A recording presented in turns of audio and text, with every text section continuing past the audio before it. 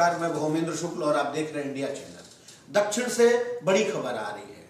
अभिनेता विजय जोसेफ की पार्टी पहली बार मैदान में आई और पहली बार सरकार बनाने के बिल्कुल करीब पहुंच चुकी है। 118 के जादुई आंकड़े के पास उनकी पार्टी पहुंच चुकी है। 114 सीटों पर उनकी पार्टी आगे चल रही है। वहीं सत्तारूढ़ दल डीएमके और उसके बड़े नेता एमके स्टालिन तथा बार बार सनातन विरोधी बयान देने वाले उदयनिधि स्टालिन दोनों ही पीछे चल रहे हैं। इनकी पार्टी कुल मिलाकर 43 सीटों पर आगे चल रही है। बताते चले कि 234 सीटों वाली तमिलनाडु में इस समय एआईडीएमके 55 सीटों पे आगे है, जबकि सत्तारूढ़ एमके स्टालिन की पार्टी तीसरे नंबर पे पहुंच गई है। दक्षिण के बारे में आपको पता होगा कि एनटी रामाराव से लेके एमजी रामचंद्रन, जयललिता, जितने भी अभिनेता होते हैं वहां भगवान की तरह पूजे जाते हैं। इसी कारण वहां के अभिनेता आते हैं और राजनीति में सफल हो जाते हैं। लेकिन कुछ ऐसे अभिनेता भी रहे जो राजनीतिक पारी अपनी आगे नहीं बढ़ा पाए। उनमें प्रमुख नाम रजनीकांत का है। पावर स्टार रजनीकांत सियासत में तेजी से एंट्री तो मारे, लेकिन सफल नहीं हुए। उतनी ही तेजी से अपने पांव वापस खींच लिए।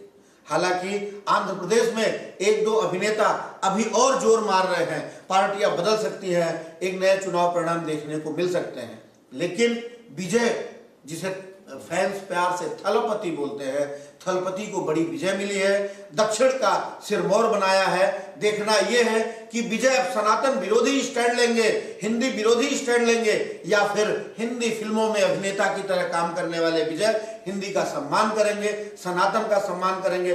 क्या होगा ये तो वक्त बताएगा। लेकिन दक्षिण से एमके स्टालिन की सरकार गई। एआईडीएमके जो सरकार बनाने का सपना देख रही थी वो भी चली गई। टीवी के थर्ड फ्रंट के रूप में उभरी और तीसरी पार्टी ने सत्ता हासिल कर ली है।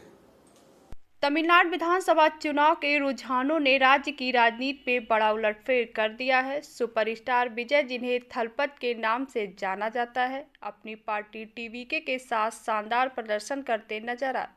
रुझानों के मुताबिक टीवी के 100 से ज़्यादा सीटों पर आगे है, जबकि सत्तारूढ़ डीएमके 60 के आसपास सिमटती दिख रही है।